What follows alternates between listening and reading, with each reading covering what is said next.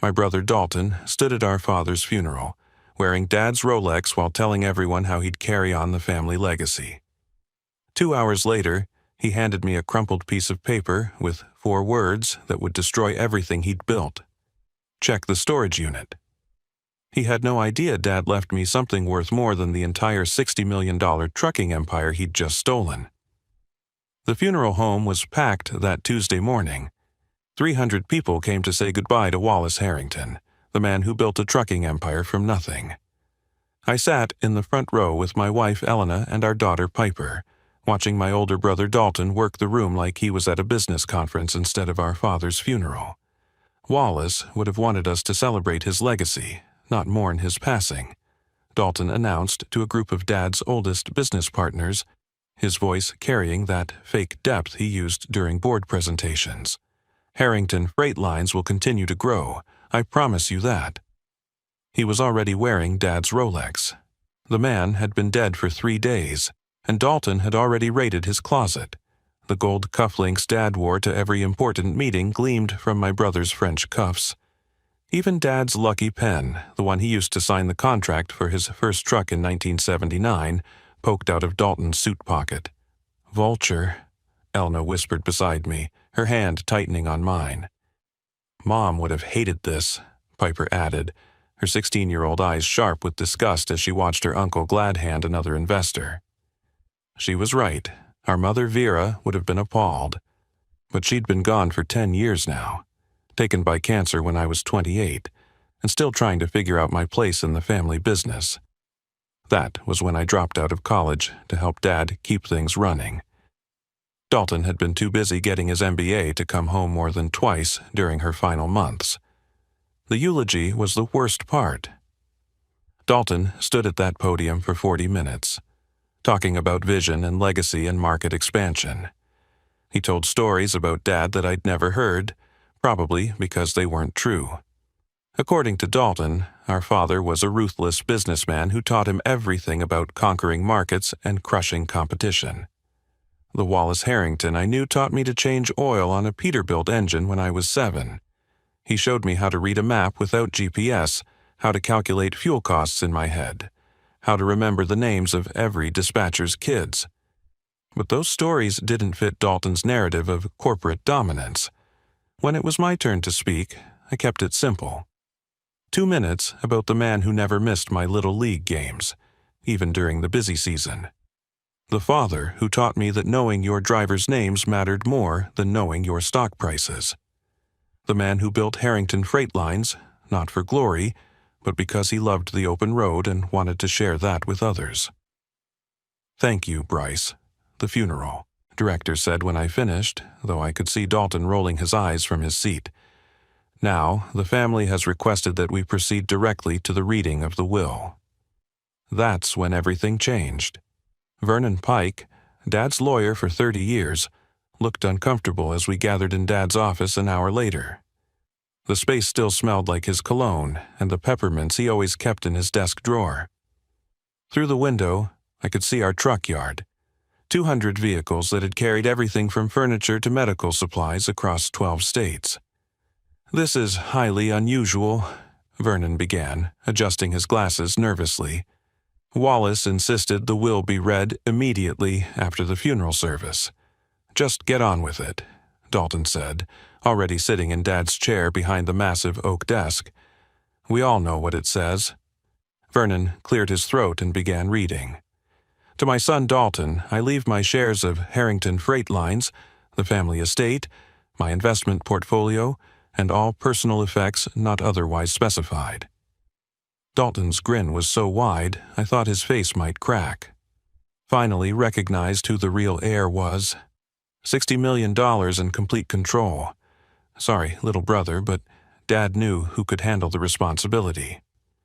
"To my son Bryce," Vernon continued, his voice steadier now, "I leave the contents of Storage Unit 47B at Riverside Storage, paid in advance for 1 year." The silence that followed was deafening. Then Dalton started laughing, a harsh, cruel sound that echoed off the office walls. "A storage unit? 20 years of loyalty and you get Dad's old junk. What's in there? His college yearbooks? Maybe some moth-eaten clothes? He was laughing so hard he had to wipe his eyes. God, that's perfect. The failure with a paycheck gets a room full of garbage. Vernon handed me a small brass key and a folded piece of paper. Dad's handwriting, shaky but clear. Check the storage unit.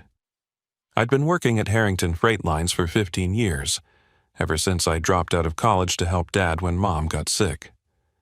While Dalton went to business school and came back with his MBA and designer suits, I learned the business from the ground up. I drove trucks through snowstorms in Montana, managed night shifts at the loading docks, handled route planning when our dispatcher quit without notice. My hands had calluses that Dalton's would never know. "You know what your problem is, Bryce?" Dalton would say during our Monday meetings, loud enough for the entire management team to hear. "You think small. That's why Dad keeps you in operations while I handle the real business." The conference room would go quiet whenever he started. 20 executives pretending to study their reports while my brother publicly humiliated me. Dad would sit at the head of the table, signing whatever Dalton put in front of him, never saying a word in my defense. Our company moved everything from furniture to medical supplies across 12 states. Dad built it from one truck in 1979 to a fleet of 200. Every driver knew me by name because I'd ridden with them, eaten at the same truck stops, helped them through breakdowns on lonely highways. Every dispatcher had my personal cell because I answered at 3 a.m. when a driver was stuck or a shipment was late. But to Dalton, I was just the failure with a paycheck. That phrase started 5 years ago when I suggested we invest in newer safety equipment for the fleet. Dalton had laughed during the board meeting, turning to our CFO and saying, "This is why I handle finances while my brother plays with his trucks. He wants to waste money on unnecessary upgrades." "What's next, Bryce? Massage chairs in the cabs?" "It's about keeping our drivers safe," I'd responded. "It's about profit margins, something the failure with a paycheck wouldn't understand." The name stuck. He used it in emails, in casual conversation, sometimes even in front of clients. The worst part was that everyone knew Dad heard it, and his silence felt like agreement. Our last family dinner before Dad's heart attack was at the old house, the one where Dalton and I grew up. Elena had made her famous pot roast, the one Dad always requested for his birthday. Piper was telling her grandfather about her science fair project on renewable energy when Dalton interrupted. "Speaking of energy, Dad, we need to discuss the expansion into automated trucking. The future is driverless vehicles." "What about our current drivers?" I asked. "Some of them have been with us for 20 years. "Dinosaurs," Dalton said, reaching for the wine. "Just like this obsession with personal relationships, Bryce doesn't understand expansion. He wants to keep playing with his trucks while I'm building an empire." Elena's knuckles were white as she gripped her fork. She knew how many 16-hour days I'd worked, how many holidays I'd missed to keep operations running smoothly while Dalton attended conferences in Vegas and Miami. "But Daddy knows every driver's kid's name," Piper spoke up, her voice brave but small. "Uncle Dalton doesn't even know his assistant's last name." Dalton's face darkened. "That's because I don't waste time on meaningless details. Leaders focus on the big picture, not whether Tommy the trucker's kid made honor roll." "Her name is Thompson," I said quietly, "and her daughter Grace just got a full scholarship to nursing school." "Case in point," Dalton smirked. "You're so busy playing friends with the help that you can't see the company's real potential." Dad finally spoke, but not to defend me. "Dalton's right about expansion. We need to think bigger." Those words hit harder than any of Dalton's insults. Helena found me later that night, sitting on the porch steps of my childhood home, staring at the stars Mom and I used to count when I couldn't sleep. "Why do you let them treat you this way?" she asked, sitting beside me. "Because someone has to actually run the company while Dalton plays CEO. The drivers need me. The routes need managing. If I leave, who ensures the medical supplies get to rural hospitals on time?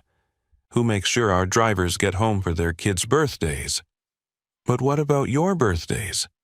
What about Piper's soccer games you miss because Dalton schedules emergency meetings? I didn't have an answer. The truth was, I'd been asking myself the same question for years. Why did I stay? Why did I accept being called a failure when I knew the company's operations inside and out? Maybe because somewhere, deep down, I kept hoping Dad would finally see me. Really see me. Not the college dropout or Dalton's little brother, but the son who'd given everything to keep his dream alive. 3 days after Dad's heart attack, he was gone. The funeral was packed with drivers, customers, competitors. Everyone who'd known Wallace Harrington came to pay their respects. Men who'd driven millions of miles for our company stood in their best suits, tears running down weathered faces. Dalton gave a 40-minute eulogy about legacy and vision, wearing Dad's watch and his gold cufflinks like trophies of war.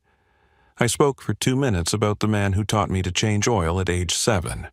The will reading happened that same afternoon in Dad's office, the one with the view of the entire truck yard. Through the floor-to-ceiling windows I could see drivers preparing for their routes, the diesel engines humming their familiar rhythm. Vernon Pike looked uncomfortable as he adjusted his reading glasses, the legal documents trembling slightly in his hands. To my son Dalton, I leave my shares of Harrington Freight Lines, the family estate, my investment portfolio, and all personal effects not otherwise specified. Dalton didn't even try to hide his smile. Finally recognized who the real heir was. Vernon continued, his voice growing quieter. To my son Bryce, I leave the contents of Storage Unit 47B at Riverside Storage, paid in advance for 1 year. A storage unit? Dalton laughed so hard he nearly choked on his own saliva. 20 years of loyalty and you get Dad's old junk? What's in there, his college yearbooks? Vernon handed me a small key and a piece of paper with Dad's shaky handwriting, probably written from his hospital bed. Check the storage unit. I'll need you to clear out your office by Friday, Dalton said, already settling into Dad's chair like he'd been waiting for this moment his entire life. I'm promoting Terrence to operations director. We need someone with vision, not someone who wastes time memorizing truck drivers' birthdays. Terrence doesn't know the difference between a reefer unit and a flatbed, I said. He knows how to read a profit margin, that's all that matters. Dalton was already pulling files from Dad's desk, tossing aside photos of our family like they were trash. Oh, and Bryce? Your company credit cards are canceled effective immediately. Can't have former employees accessing company funds. Former employees? I'm not fired, I'm your brother. You're the failure with a paycheck, and now you don't even have that. Consider this your opportunity to finally grow up and find your own way. Elena was furious on the drive home. Her face was flushed red, and she gripped the dashboard like she wanted to tear it apart. 20 years, Bryce. You gave him 20 years of your life. You missed Piper's recitals, our anniversaries, your own birthdays, all for that company. Maybe there's something Dad wanted me to have, I said, though the words sounded hollow even to me. Your brother just stole $60 million from you, and the house you grew up in, the house where your mother taught you to ride a bike. She was right. The 2-story colonial where Mom had planted roses, where Dad had built us a treehouse, where I'd carved my initials in the basement wall, it all belonged to Dalton now. Even Mom's piano, the one she played every Sunday morning, was his to sell or trash as he pleased. That night, I couldn't sleep. I kept thinking about all those times Dad watched Dalton humiliate me. All those moments he could have spoken up but didn't. The board meetings where Dalton called me worthless. The family dinners where he mocked my dedication to our drivers. The public events where he introduced Dalton as my successor and me as my other son.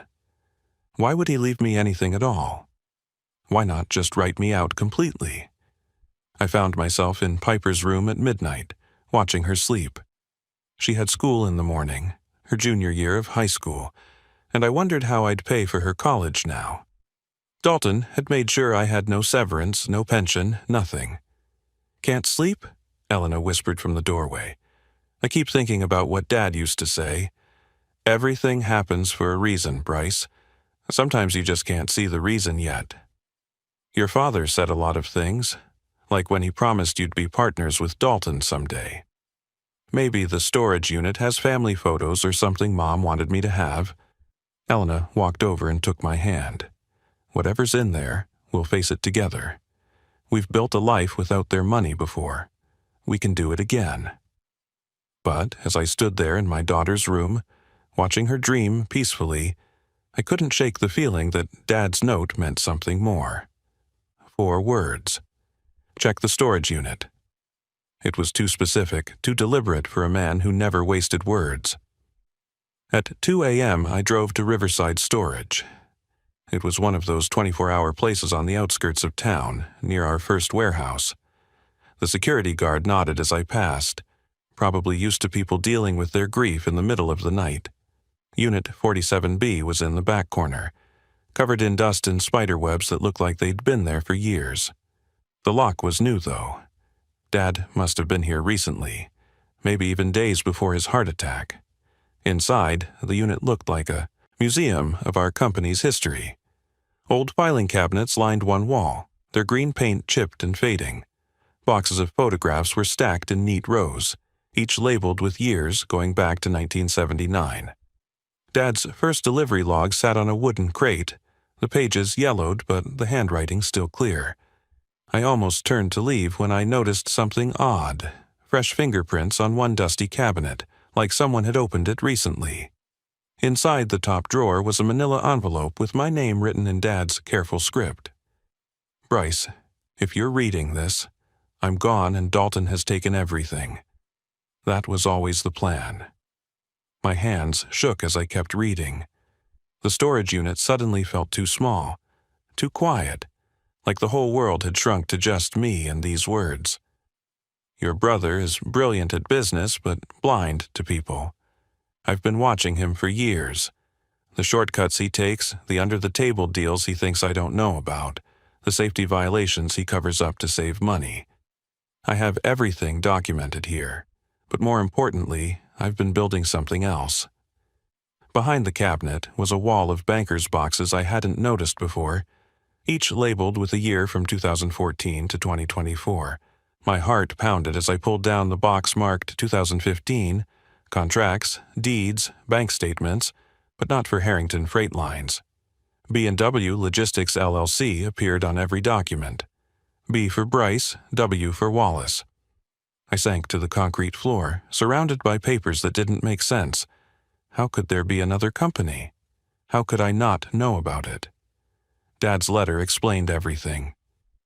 10 years ago, I started a shadow company with you as the silent partner.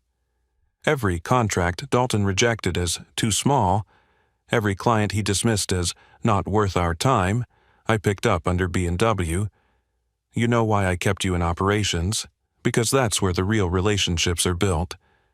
While Dalton was having 3 martini lunches with investors, you were helping our drivers' families, learning our customers' needs, understanding what really makes a trucking company work. I opened box after box, each one revealing another piece of the puzzle. Contracts with small medical suppliers who needed reliable delivery to rural hospitals. Agreements with local manufacturers Dalton had called Mom and Pop worthless. Routes serving communities that weren't profitable enough for my brother's spreadsheets, but were lifelines for the people living there. Remember Thompson's daughter Grace, the one who just got into nursing school? B&W paid for her application fees. Remember when Rodriguez's wife needed cancer treatment? B&W made sure he had a route that got him home every night. Every driver Dalton pushed out, every good person your brother's policies hurt, they found a home with us. The 2020 box contained employee records. I recognized name after name. Drivers who'd supposedly quit, dispatchers who'd found better opportunities, mechanics who'd retired early. They were all working for B&W Logistics. I let Dalton think they were leaving because they were weak. He never questioned it because it fit his narrative that only the ruthless survive. Meanwhile, I was building you an army of the most loyal employees in the industry. The 2023 box held property deeds, warehouses in 6 states, all strategically located near Harrington facilities. Truck purchases, all late-model vehicles with the safety equipment I'd begged Dalton to buy. Maintenance facilities with state-of-the-art equipment. Every time Dalton bragged about cutting costs, I invested that money in B&W. Every bonus he denied to drivers, I matched it from B&W's accounts. You've been signing documents for me as Operations Director of Harrington, but I've also been filing paperwork with you as President of B&W. It's all legal, all documented, all waiting for you. The final box, labeled 2024, was different. It contained just 3 items: a financial statement, a business card, and a set of keys. The financial statement showed B&W Logistics was worth $85 million. The business card read James Pike, Acting CEO, B&W Logistics, with an address 3 blocks away. The keys had a note attached. Your office is waiting. My phone buzzed. A text from Vernon Pike. Your father said you'd come tonight. James is waiting at the B&W warehouse on Riverside.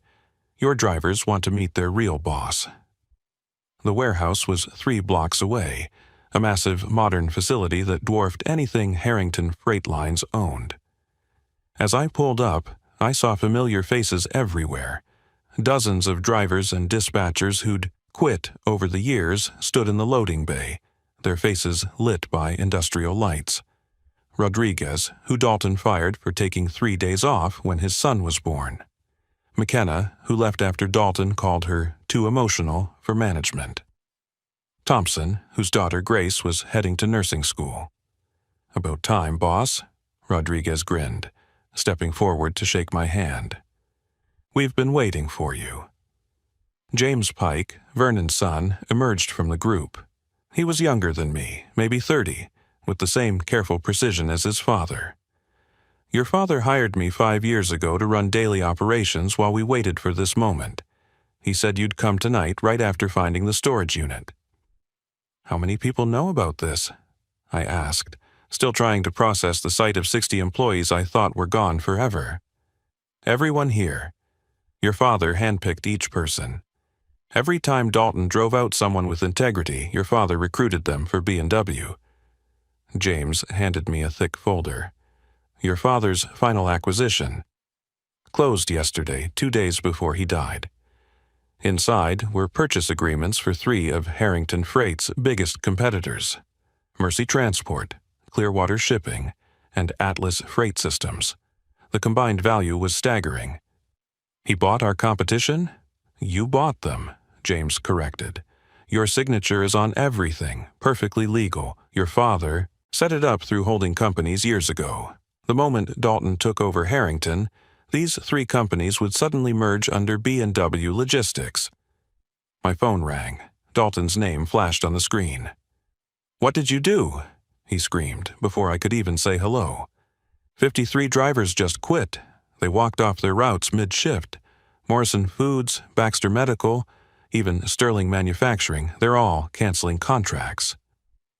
I didn't do anything, I said, watching Rodriguez coordinate with our dispatchers on brand new tablets. You did this to yourself.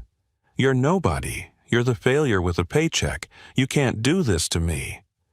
Actually, I haven't taken a paycheck from Harrington in 2 years. Dad moved me to B&W's payroll in 2022. You never noticed because you never actually looked at the operational budgets, just the bottom line. The line went silent for a moment. Then Dalton's voice came back, lower, more dangerous.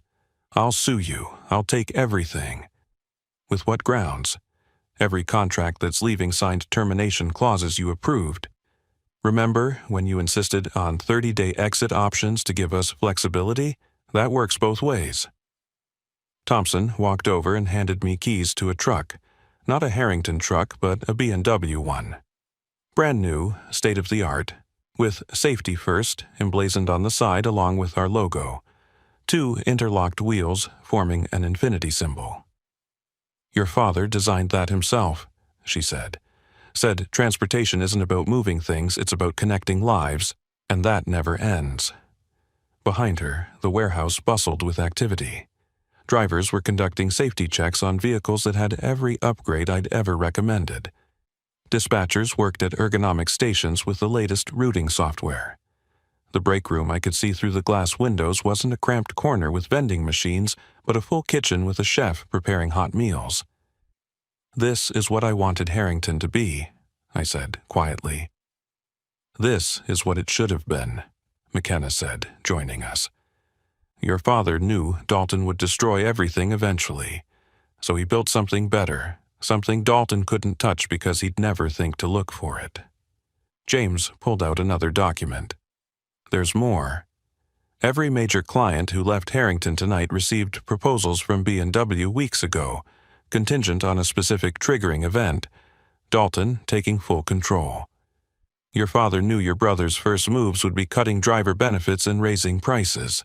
Our proposals undercut Harrington by 15% while offering better service. He planned all of this for 5 years. He said Dalton needed to inherit the kingdom to learn it was built on sand. You needed to inherit the foundation to build something real." My phone buzzed with texts from Dalton, each one more frantic than the last. Major clients defecting, drivers abandoning trucks at rest stops, the insurance company threatening to cancel coverage due to safety violations they'd suddenly discovered, violations Dad had documented but never reported. "Your father's final instruction," James said, handing me an envelope marked "Open after Dalton calls 5 times." Inside was a single line. "Now he's ready to learn. Offer him a job, entry level, second chances matter." I looked around the warehouse at the family we'd built, the company that existed because we'd refused to abandon our values. Dad hadn't abandoned me. He'd been preparing me for this moment all along.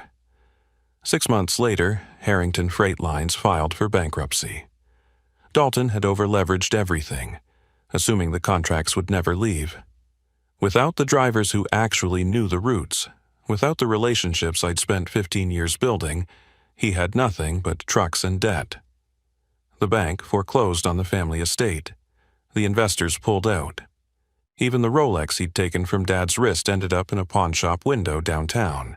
He showed up at my office on a Tuesday morning. Not the cramped operations office at Harrington, but my real office at B&W headquarters, a converted warehouse that hummed with purpose and pride.